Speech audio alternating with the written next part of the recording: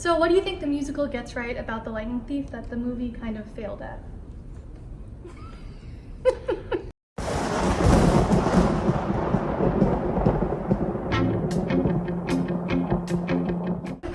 The movie failed? Just a little bit. Oh, okay. Well, those are You guys did a good job. Those are your words, not Yes, ours. they But are indeed. you know, if we're going to assume that the movie was a completely unfaithful abomination, if we're just going to assume that, you know, hypothetically, then I think it's really just clear that, say whatever you want about the movie, but the musical itself is so closely fused to the book.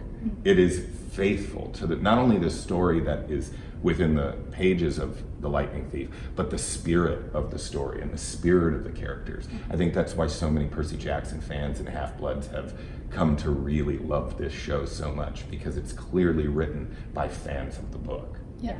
And it really does follow along the direct storyline. There's even direct quotes from the book, which I think people really appreciate, because there's some stuff that you don't necessarily need to change from the book, and you can use that direct language in order to still put it on a stage. And I think even from a music standpoint, the vibe and the feel and the energy of the music and the power in being a rock musical, but then you still have the sentimental moments and the real moments where you really get into the deep emotions that that kids and teenagers go through, and like what Ryan was saying, the spirit. And I think it being very genuine and true to the heart of what the book is about, I think is what really resonates with people.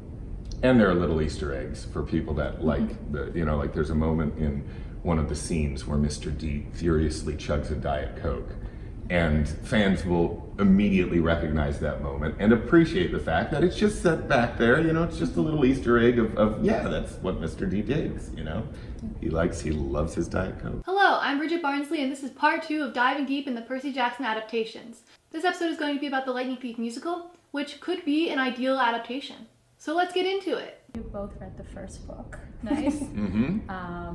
And I can actually say we both read it after we were cast. That's good. Yep. You want to understand it before you actually do the show, but I can't wait to read the rest and then all of the universes that sprung off of them. The Lightning Thief musical is a rock version of the book. There's some talking in the show, so it's not completely singing the whole time. So when you listen to the cast album, you are missing a few scenes in between the songs that help the story weave together. As a musical, I set different standards for what it can change. There's an automatic limitation of it being a musical, and you have to perform it on stage in front of people 8 times a week. There are no special effects, only props that go with it. So they cannot go all out on what things look like, because they simply don't have the physical capability or the budget to make something super crazy as compared to a big budget movie.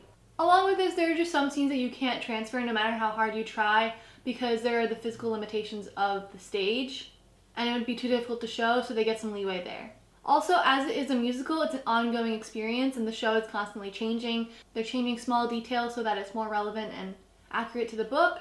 I saw it 2 years ago when it was off Broadway, and then I saw it again a month ago when it was in Boston on the tour. And I noticed they did change quite a few things, and while they might be minor things, it's good because they're getting a better story for the show. And with time, they're learning to fix and perfect all elements of the show. So how do these changes come about? Is it from... You know what, I think about this quite often, because there was one specific change that Rob made to the lyrics in the opening song. And I always think it's a dead giveaway, because a lot of Half-Bloods and fans of the show will sit up in the front rows a lot of the time. And I've noticed more than once somebody in a Camp Half-Blood shirt like cock their head when a new lyric was changed, and it's like because they know the song from the album. One of the lines is in the day I got expelled is the day it got intense. It used to just be the day, you know, over and over the same line, but it's the day it got intense, and then the day it all got dark. And I remember the day that he changed that. It was quite late into the rehearsal process. Yeah, it was. And he just decided, no, it's got to change each time. And yeah, I love the little tweaks make a really big difference when you put them all together for some of the parts. Yeah, And then that even changed some of the staging around that, Yeah. which I think also made, instead of it just like kind of continuing on as like a run-on almost, it ended up making that such a darker moment. And where made a little moment. yeah, and particularly for me playing Mrs. Dodds, it really like sets the scene for like something's about to happen and we don't know what. Yeah. So I think it really intensifies that moment within the lyrics and within the way that the staging changed with that. And one of the big things also is the theater in New York didn't have side wings as well, so everything had to come from the back. So that changed the dynamic of where you could come from on the stage and how you could move throughout the stage and the usage of the stage.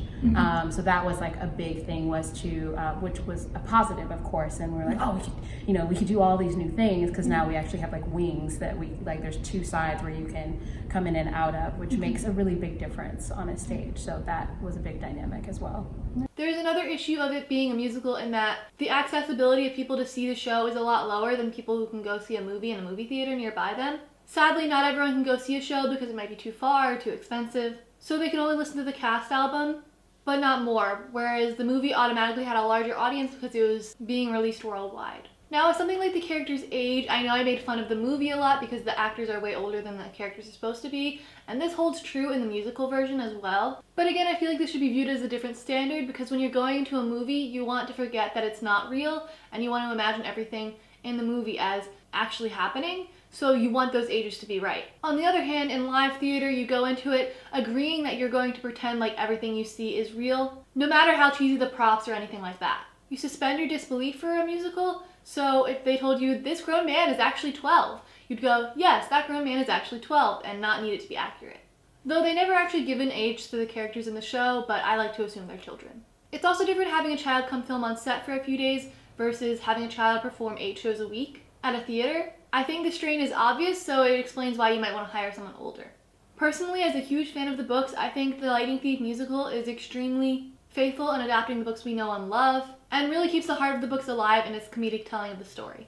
The movie tried too hard to make the story serious when the whole premise of the story is crazy. Gods are alive in modern day and having kids with mortals. You can't get much crazier than that. And while in the book the gods can be serious, it's also a testament to how they've changed over the many millennia they've been alive and how they've become modernized, and you don't get any of that in the movie. The movie didn't think you would understand that they're Greek gods if they're not wearing Greek armor, which takes away a lot of the book's charm in that, yeah, Poseidon could just be some guy in a Hawaiian shirt.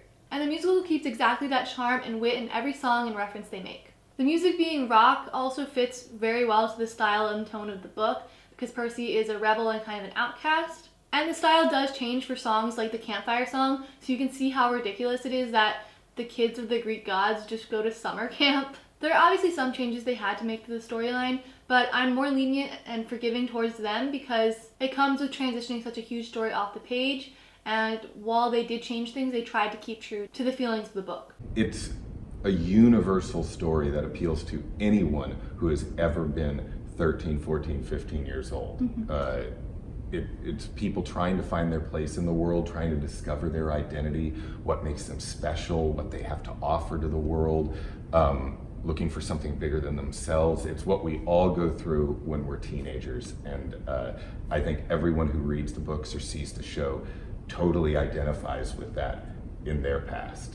You don't have to be the son or daughter of a Greek god to understand the struggle of being an adolescent. But I know you guys don't care about that. You just want to see how much they actually changed and get some statistics involved, just like the movie video, right? I'm going to go through each song and talk about elements of the show. However, I do want to note that there are things that don't appear in the music that I'm trying to remember from the show, and it can be hard to judge those without being able to double check and watch it again. Also, I will try to play some clips of the music, but due to copyright, I don't want to play an extreme amount of it because I still want this video to be up for people to see on YouTube. So I'll leave some links down below if you want to go listen to the cast recording as well. Okay, math! I'm going to go chronologically through the play and talk about moments from each song that relate to the books. There will be 3 categories just like last time, and I will be adding to all of them as we go. So the categories will be things they got right, things they changed, and things they brought from other books, which I don't think is necessarily changed, but added as a nod to the fans, so I'm considering it a positive. Just to start off before we even get into any of the songs, Annabeth is blonde. I know Kristen Stokes, who plays Annabeth, was very certain that she had to be blonde for the show. And as a fan, I appreciate her dedication. They also curl her hair every night, so she has those beautiful princess curls that we love from Annabeth. They establish that the Greek gods are real and they have kids in this modern age, and that those kids have parental issues. You first meet Percy when he comes on stage and addresses the audience by saying, I didn't want to be a half-blood. And then goes on to say, Being a half-blood, it's scary. It mostly gets you killed in very nasty ways. Which is a direct quote from the first page of the book. And then he goes on to say that if you recognize anything of yourself in the Half-Bloods, that you should totally just leave and not come back because it's very dangerous. And it's just like in the book when he tells the audience you should stop reading if you recognize yourself. They go on a field trip to the Metropolitan Museum of Art to look at ancient Greek and Roman stuff. Chiron asks about the chronosmith. Mrs. Dodds is a substitute teacher instead of a pre-algebra teacher. This could be because she came in halfway through the year after murdering the previous teacher, but still. Mrs. Dodds is the one answering about the chronosmith instead of Percy, alluding to her being a monster and also for comedic effect. Nancy Bobofit throws a peanut butter sandwich at them and hits Grover. Also, just in general, she exists. Nancy Bobofit doesn't get thrown into a fountain. Grover bleats and Percy finds him suspicious. Set design is really funny. They have a little box that has the set design of the Sphinx and then it turns around to have another statue. Mrs. Dodds asks Percy about his father. Mrs. Dodds turns into a fury and Mr. Brunner runs in and throws Percy the sword to defeat her. What's wrong, Percy? Is what Mr. Brunner yells as he throws the pen turning into a sword at Percy. Mr. Brunner disappears after the attack and Percy's very confused about what happened. Percy still has the pen after the attack. It was Percy's final warning and he's messed up again. Percy gets expelled. Everyone acts like they don't know who Mrs. Dodds is. Mr. Brunner says it was only a matter of time before Percy got kicked out, and that he can only expect the best from Percy. Grover takes the bus with Percy after school is over. They don't see the fates. This ain't Odysseus, it's Odyssey. Yes, we stand more references to Greek mythology. Gabe comes on and Percy sprays a whole bunch of air freshener around to reference that he's very smelly. Gabe asks Sally where the bean dip is and demands she make him some before she leaves. Gabe says the money for the trip is coming out of their clothes budget. Percy and Sally go to Montauk for a little trip. They eat blue marshmallows. Sally and Poseidon met on the beach at Montauk.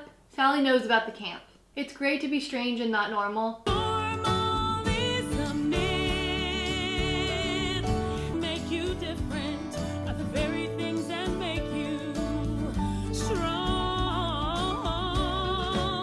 Percy has ADHD and dyslexia. Grover's awake when the Minotaur is chasing them. Sally stays back to distract the Minotaur. Percy still has the pen when fighting the Minotaur. Percy imagines seeing his dad, and he's wearing a Hawaiian shirt and is very chill. Poseidon gives Percy a seashell, which is strange. The seashell replaces the pearls in the musical, which is a bit of a change from the book. He still did get it from his dad, just not through a narrative. It also makes it a bit confusing later on why he didn't take his mom with them. Because in the book, the whole reason that he isn't able to take his mom is that they don't have enough pearls. But in the musical, it's just that she's too far away and it's a portal, so they have to leave. Percy imagines Annabeth while he's asleep because she's helping him recover. You drool when you sleep. Is the first thing we hear Annabeth say. Mr. D exists and hates Percy because he means paperwork.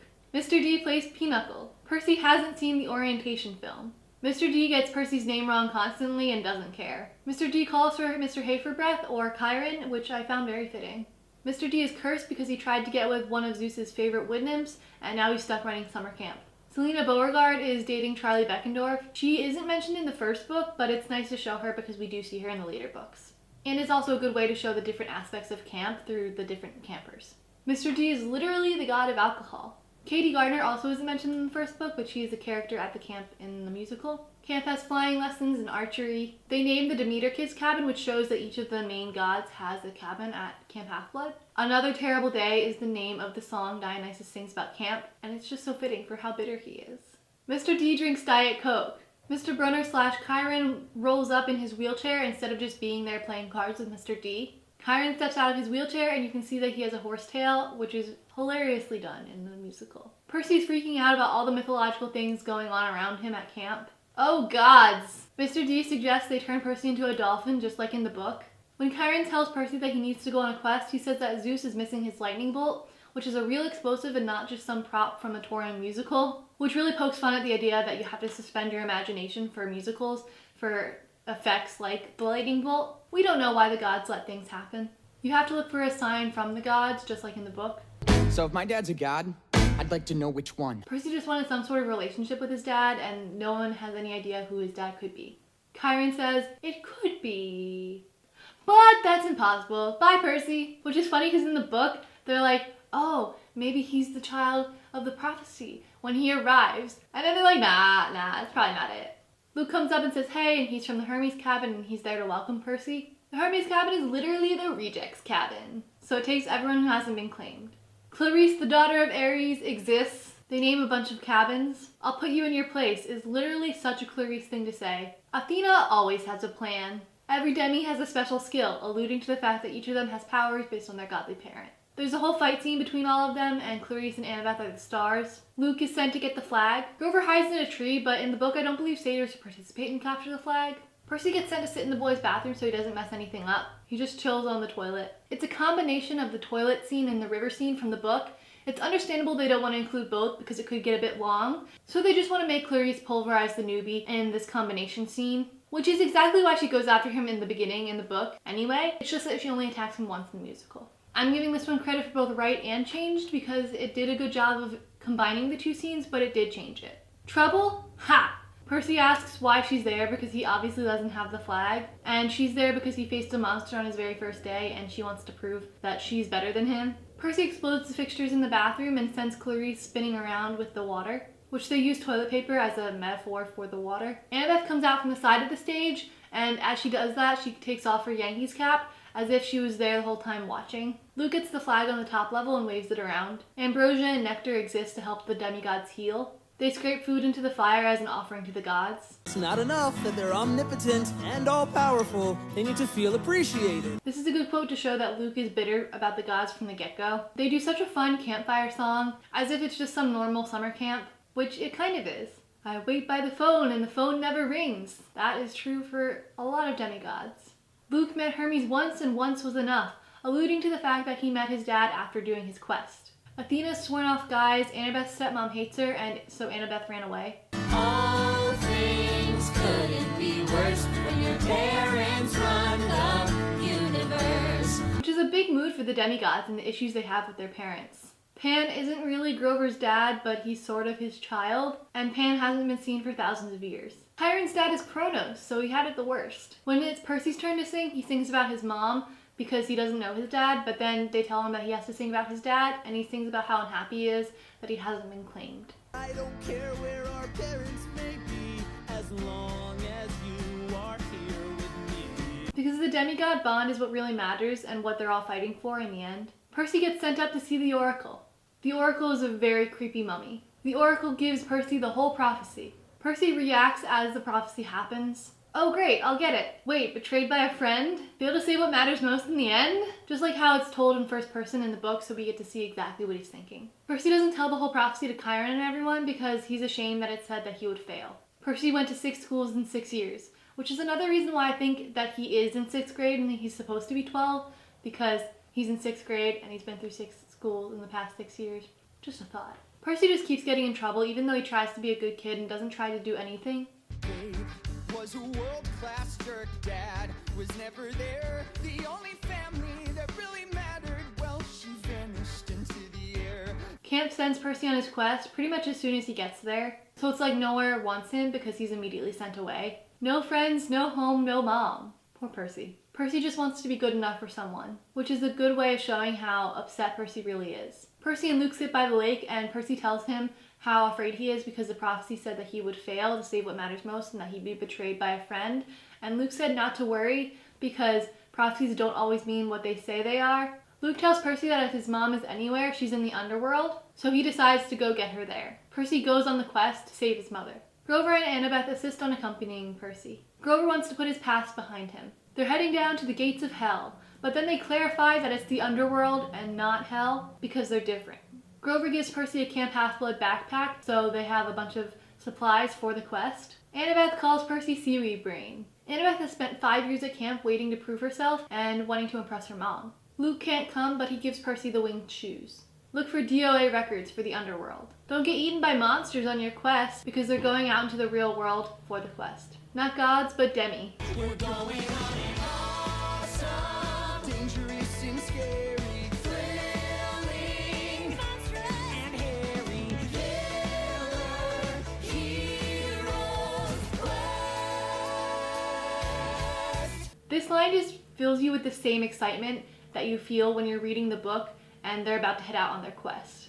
That's the end of Act 1, so we're halfway through the musical so far. Guys, we just exploded a bus. Yep. That was being attacked by demon triplet math teachers. Which is pretty much exactly what Percy says in the book. Annabeth hopes for more monsters. All their food and clothes were in the bus that was blown up.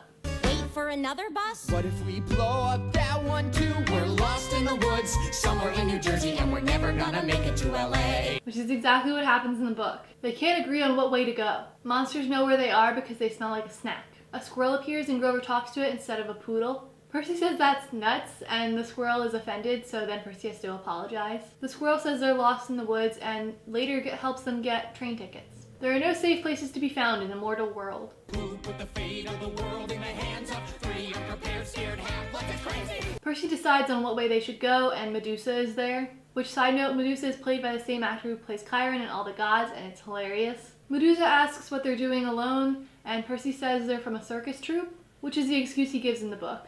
Medusa is very sweet at first and asks them for a photo and says how nice they are, and they're like, oh, what's the harm of taking a photo? Medusa gets very angry and throws off her turban, showing that she has snakes for hair, and her voice gets very deep. Medusa has snakes for hair, is upset about Annabeth's mom, and dated Percy's dad.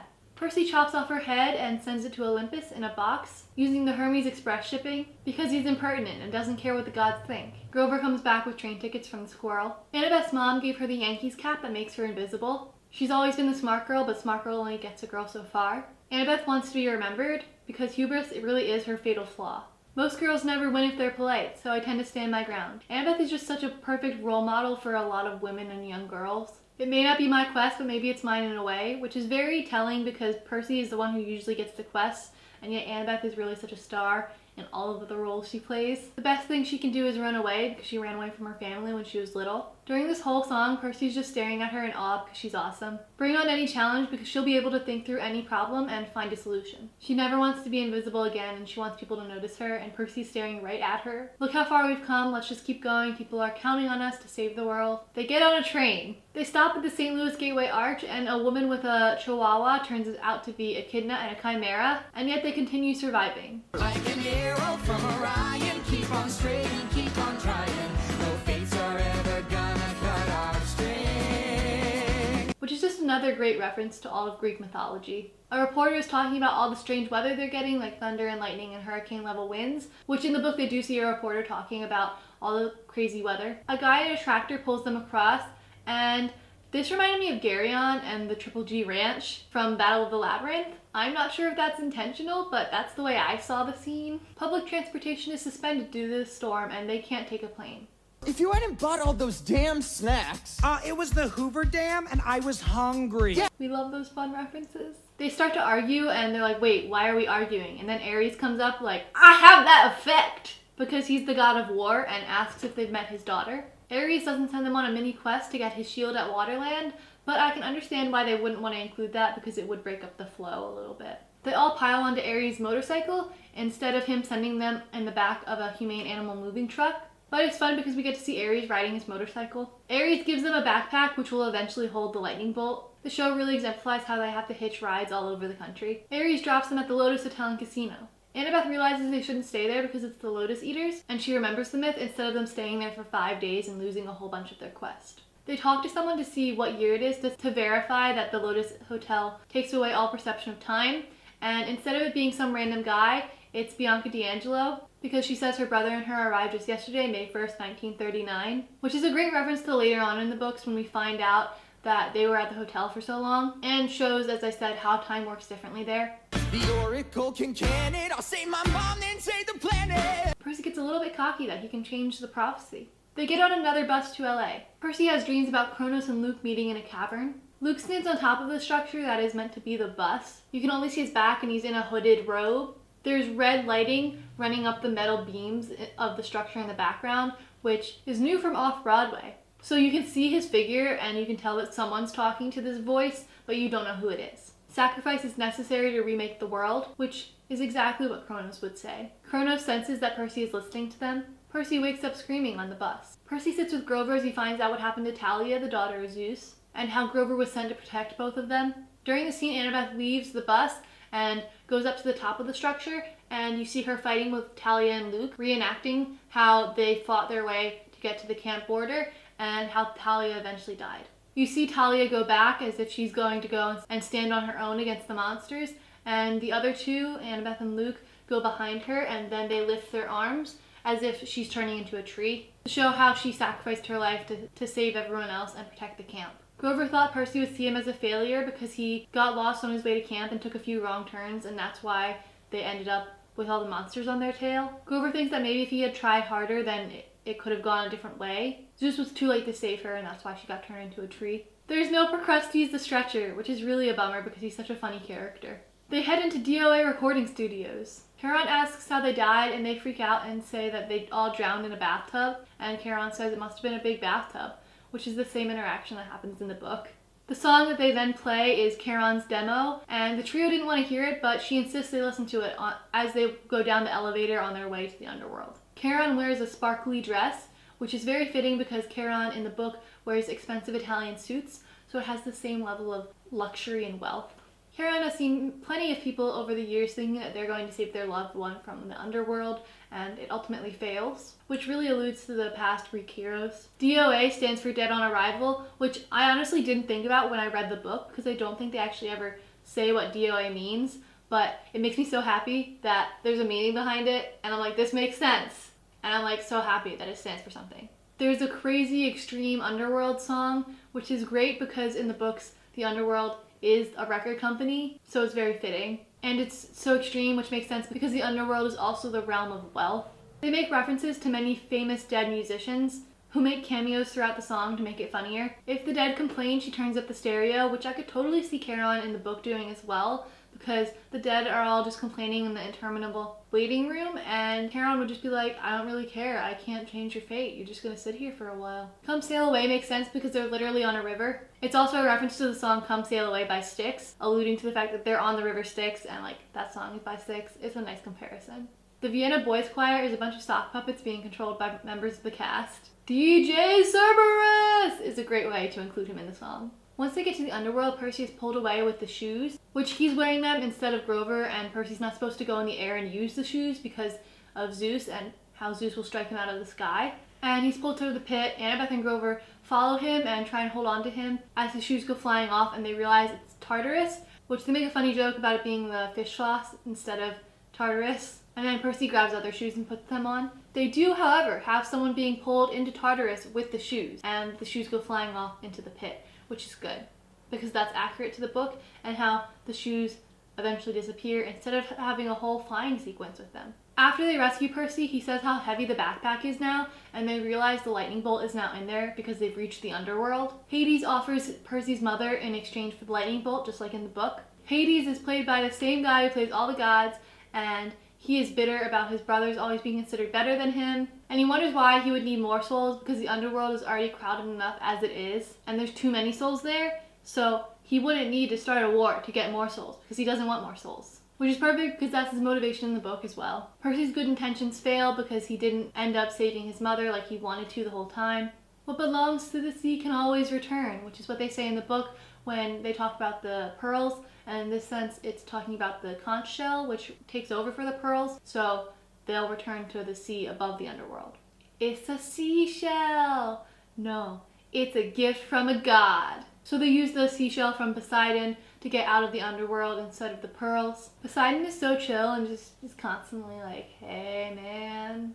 The son of Poseidon, he's glad his dad claimed him and sent him a sign, unlike many other unclaimed half-bloods at Camp Half-Blood. Percy tells his mom that he'll come back for her. The trio appears in the water above the underworld, which makes sense because what belongs to the sea will always return to the sea, aka above the underworld. The god of war wins if the gods go to war, so Ares is behind this. Ares will have to get through Annabeth and Grover, they say. Percy fights Ares by running back and forth across the stage. Ares is very arrogant because he's a god. Percy goes to the ocean to gain strength to fight Ares. How do you feel about a lot of water? And then toilet paper is thrown out at the audience, showing how he's controlling all this water to defeat Ares. Percy's dad appears on a ladder and takes the bolt from Percy instead of Percy having to go all the way to Olympus to deliver it. Percy explains to Poseidon that it was Ares all along. Poseidon is proud of Percy. Poseidon gives Percy's mom back instead of Hades giving Percy's mom back because he got his helm back. Poseidon leaves the gift Percy sent to Olympus of Medusa's head. Poseidon sees Sally and hits on her, and then he walks away, and Sally's very flustered.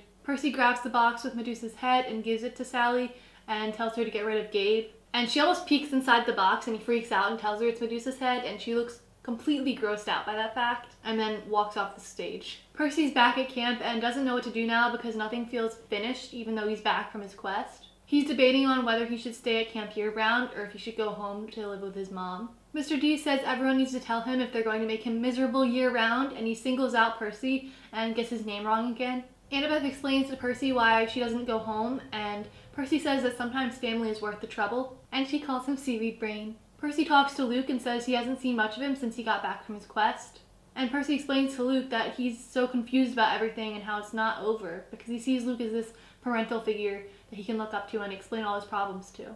Luke totally gets what Percy's saying and says how he feels like he changed on his quest, but everything at camp was the same. Camp is there because the gods don't want to show their face to their children, and Luke wants to put the gods in their place and take their turn in ruling the world. Percy realizes that Luke is the lightning thief and he's the friend who betrayed him. Kronos promised Luke the power to overthrow their parents. Luke did everything for the gods and they gave him nothing in return. There's a repetition with slight changes of Percy's good kid verse, and Luke sings it. I never tried to do anything. I never mean to hurt anyone. I try to be a good son. But no one ever will take my side. All I ever do is take the fall. I swear that I'm a good kid. Guess I'm good for nothing at all. So I'll do anything. I don't care if I hurt anyone. It doesn't pay to be a good kid, a good son. The gods were never on our side, so I think it's time we watch them fall. And soon you see what I did. Soon there'll be no gods at all. Every time I listen to it, it hits me right in the heart. It's just such a good moment of repetition, so you can see that earlier thing from the musical and how it pays off in the end, because you're like, oh my god, they're basically having the same path and Percy has a choice to make. Percy and Luke fight, and then Luke runs off instead of Luke setting a scorpion on Percy, which makes more sense to see theatrically rather than the scorpion. There's going to be a fight, there still might be a war, which alludes to the other books and how there's so much more to the journey than just book one. The battle has just begun. They're all usually about to die. Having read the books, I agree. Bring on the monsters, bring on the real world. Those two are synonymous because the real world is where the monsters are, which is what Annabeth says in the book, that the real world is where you're actually tested on your skills. There are times when your faith is shaken, but you have to stay the course and stand your ground, and that's what Percy does time and time again throughout the book series. Their friends will always be there, and that's what Percy's really fighting for, is his friends. It's a nice moment. He doesn't like to be restrained. Another line straight from the book. If you're looking for trouble, then count me in, which just encapsulates the feeling of the book. I'll be back next summer, I'll survive till then. Which is literally the last line of the book. So it makes me so happy that the musical ends with him being like, I'll be back next summer, I'll survive until then. And that's how the book ends, is he'll be back next summer and he'll survive till then. It starts with Percy saying the right line and it ends with Percy saying the right line, and it makes me so happy. Also, though this isn't part of the statistics, I do like to note that the Percy and Annabeth relationship isn't forced in the musical. I do like that Percy and Annabeth do eventually get together. But I feel like in the movie, they tried to push that so hard. But the whole idea is that their relationship is slowly built. And at first, they don't really like each other, like especially because Annabeth doesn't like Percy's dad and everything. They build up their friendship, and then that's what eventually leads to their relationship. And sure, maybe I would have liked to see Percabeth on stage. However, since it's the first book, it's great that there's no forced Percabeth moment where like they kiss or anything. They do that with the whole pool scene and a lot of the scenes in the movie. I'm just so bothered because since they're supposed to be 12, it's not really like they're thinking about all these romantic ideas because they're 12. So that's not really their priority right then. And in the books, they just kind of end up together. And their journey is what really brings them together. And I like that you can kind of see the budding relationship, like when Percy's staring at Annabeth during My Grand Plan and everything. You can kind of see that he's like really in awe of her and she's awesome. And you can kind of see their like bantering relationship and everything, which is what we get in the first book, which is why I'm so happy with it. They don't try and force the relationship out there because you don't need that to make the story great. Because this first book doesn't have that and it doesn't need that. Maybe if they did more books, then yes, I would definitely want a Percabeth moment. But since it's the first book, I'm glad they didn't try and include that and like have a romantic song between the two of them, because that's not their feelings for each other really in the first book. The first book is really just them getting to know each other and becoming friends. And I'm glad that's kind of how they kept it in the musical. So now that we've gone through the whole musical and all the aspects of it, based on my statistics, the musical got 193 elements right from the book and made 5 nods to other books in the series and changed 20 things, which, if I have to say so myself, I think those are pretty great statistics showing how dedicated they are to the book. This means that 90.8% of the musical is a faithful adaptation of the books, while they only changed 9.2%. Especially if you compare it to the statistics from the movie video I did, where the movie got almost 30% correct and left out or changed 70% of the book, this musical is looking pretty great. 30% versus 90.8% is a great level of change, and I think it really shows in how much book lovers love the musical, because they really do keep faithful to the source material of the book. This show is the perfect example of how you don't have to have a huge budget and crazy effects for it to be a faithful adaptation that's extremely fun to watch and takes the book directly from page to stage. You just need to keep the spirit of the story that interested people so much in the first place, and everything will fall into place from there. The musical is such a faithful adaptation of the books that any half-blood out there who has the ability to go see the show and support it definitely should. It's one of the best book adaptations I've ever seen. And the musical is coming to Broadway this fall. They just announced it this past week, and I'm super excited about it. I'm going to see it again, because you can never really see it too many times. And you should too. So definitely try and go see this adaptation of a book we know and love to support it and allow it to keep running. I'll leave a link in the description to the ticket website if you want to go check it out. I definitely recommend you do. Also, go check out the Lightning Thief musical Twitter. I'll leave that in the description as well. They post a lot of memes and just hilarious comments in general about Percy Jackson. We stan! They're just really funny, and every time I see a tweet on my timeline from them, I'm just so happy. Everyone should go and support this show this fall and see it, because we definitely want more of them on Broadway and in the world. If you liked my in-depth analysis, please like this video and subscribe to my channel for more in-depth analysis of bookish things. Comment down below what you think of the Lightning Thief musical. Also, if you would like to see the uncut interview that I had with the cast, definitely look forward to that coming tomorrow. I was so fortunate to be able to interview them, and I'm so glad I was able to for this video, because I think it really adds a lot. And I think they had a lot of great comments about the show and about the books and everything like that. Thank you for watching, and a big thank you to the creators of the Lightning Thief musical for transforming such a beloved book into such a fantastic, worthy of the gods theatrical experience. Bye!